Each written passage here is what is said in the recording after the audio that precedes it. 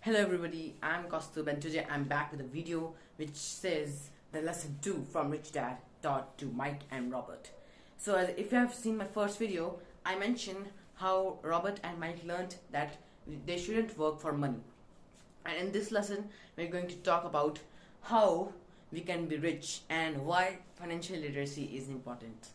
So in the first half of the chapter, we learn how Robert and Mike are continue the paths as very great entrepreneurs and business tycoons, and also they actually are pretty much retired. And Mike is handling the business from his rich dad. It is actually creating a bigger empire than his dad did, and is doing a better job than actually his dad did. And if we talk about Robert, who is the writer of this book, Robert T. Kiyosaki, then he chose to retire. So he wanted to retire at the age of 30, but he couldn't do that. So it took 47 years. It took the age of 47 years for him to be actually financially free, completely financially free. Now that Robert has retired, his wife came and his wealth is growing exponentially and automatically even. The reason for that is the assets. What is an asset? We come to that later. But first, Robert, as he tells us, he shares a story about a group of businessmen. So these businessmen were owners of large companies. So someone was owner of steel companies, someone was owner of iron companies, someone was owner of glass company, and so on. So all these major industries they were the owners of, and actually they were the owners of, and they were very rich persons, and they had a lot of income. You see, if you have a big company, a big resource company, then you would have a lot of income. And actually, Robert wants us to teach us that when a crash happened in the market, and also the expenses went high up, and also due to the Great Depression affected these men's work, then they faced a huge problem. That was that these men went into debt, and some people were thrown into jail, and all due to the Great Depression. And now that their income was stopped, they couldn't do anything because they had even a lot of money. So the fact here is that the businessmen here in the story are actually generating a lot of wealth but are not keeping it. So it teaches us that generating wealth is not okay, but you should also keep it. So if you didn't have any wealth, then you wouldn't be able to do anything. But if you earn a lot of money, then you will also spend a lot of money. Now, one more thing that Robert sarcastically mentions in his book is that a lot of people try to create a skyscraper on a slab made from building homes. By saying this, he wants to say that most people want to be rich without any financial literacy. So what is financial literacy? Actually, financial literacy is the knowledge of money. If you have knowledge about money, you meant to be financially rich. So actually, Robert is saying that most people want to be rich without being financially literate. So whenever someone asks him, Robert, to how to get rich, then Robert simply answers what Rich Dad answered him, that if you want to be rich, you need to be financially literate. So that's the basic thing. That's the first thing. Every person who wants to be rich has to know that financial literacy is important, and wealth can't be attained and richness can't be attained without financial literacy. Now, when Robert and Mike were taught all this, they were taught in the way of accounting. So Rich Dad taught them in a way of accounting. So accounting as a subject is boring and dull, but Rich Dad actually explained them in a very crucial manner and very entertaining manner. So the way he did this was actually really impressive and easy to understand for the boys. And all this, Robert says that Robert says the first rule is to know the difference between a liability and an asset. So when Rich Dad taught them this, he said that most people don't know the difference between a liability and an asset. So after Robert and Mike heard this, they were actually very surprised because it was such a simple idea. Difference between liability and an asset didn't look like a very difficult idea, but most people didn't learn it because of the common dogma that were taught by the teachers and parents at their homes and schools. Now, assets and liabilities are something that are very crucial. So, it is not about words. Assets and liabilities are not about words but about numbers. So, the way Rich Dad taught them was by drawing some diagrams. So, I'm going to draw some diagrams on this whiteboard behind me.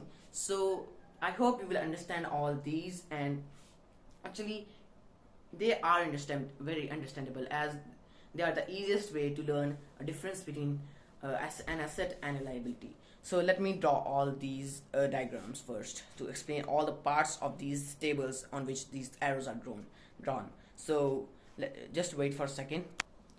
So the first thing is the income statement or the profit loss statement. So this column actually defines what are the money out. So this defines money out, basically money in, and as the name suggests, income and expenses.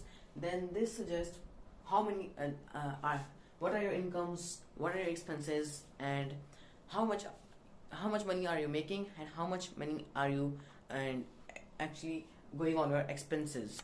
So actually this part is called the income statement, IS for short.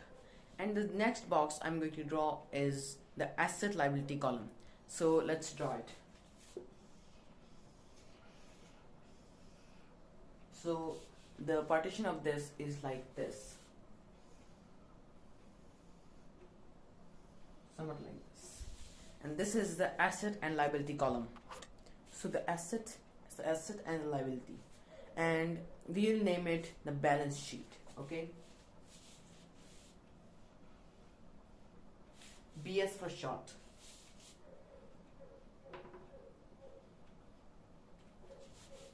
And this is the part that I'm going to explain you.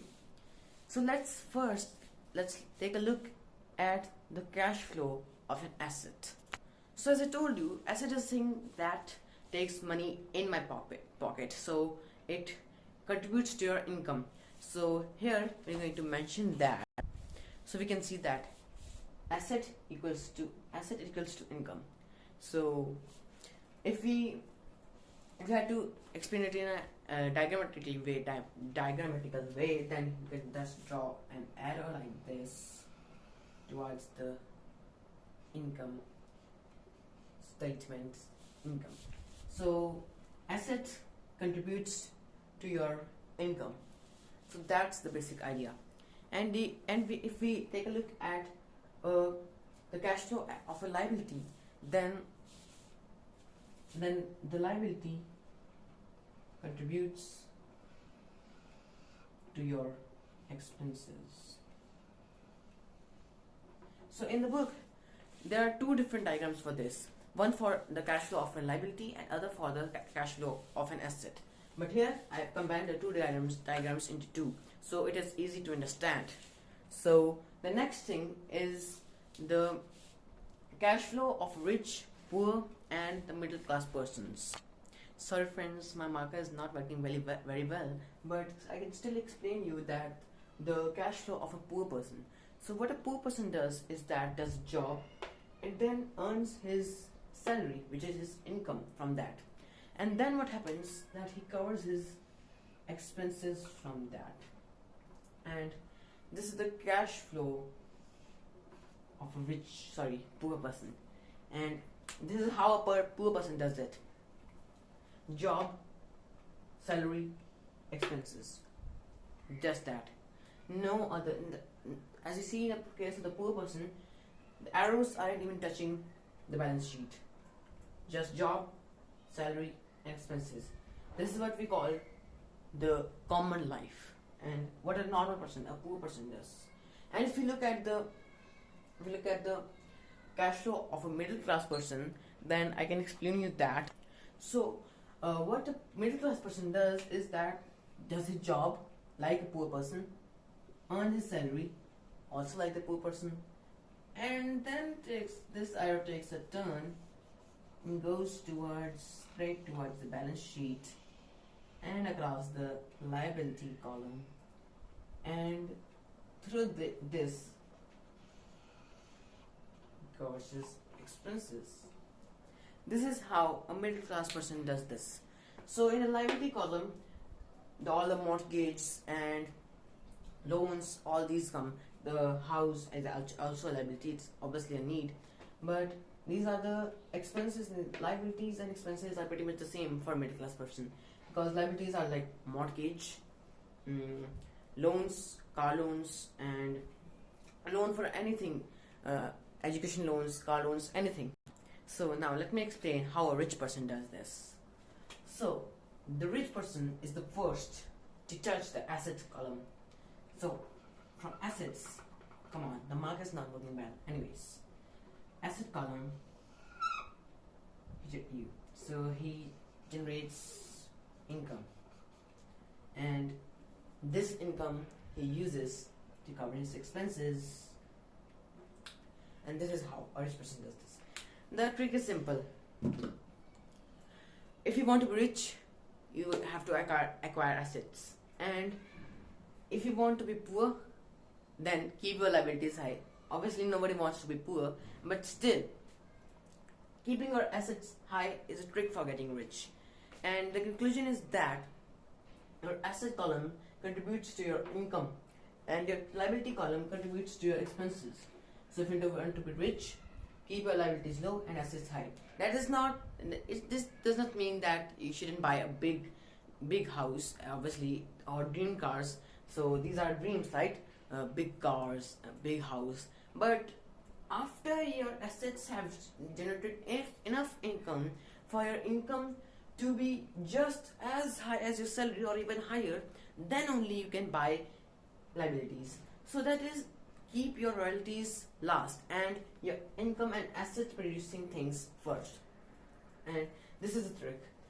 And obviously the poor person does not know this. The idea is simple, but the middlemen, the middle class people and the poor people don't know this because they were not taught in these things in school. So this is what the second chapter of Rich Dad Poor Dad book teaches us. Keep your liabilities low, assets high to want to become rich. Thank you for watching this video, and please subscribe to this channel for more such videos, and I'll try my best to make more videos like this for your information, for your education purposes, and to actually entertain you as well. And actually for me it is very entertaining. All these things are very entertaining because I'm enthusiastic about it. If you're also enthusiastic about it, you will also find it very entertaining. All these arrows, what a mess for common people, but those who are really enthusiastic about all these things find this beautiful. So thank you for watching. Please like this video if you liked it, and please leave a nice compliment down below in the comments section if you liked the video, and also subscribe to the channel. And if you want to, please also share this video. You are free to share this video with your friends and family. And thanks for watching this video.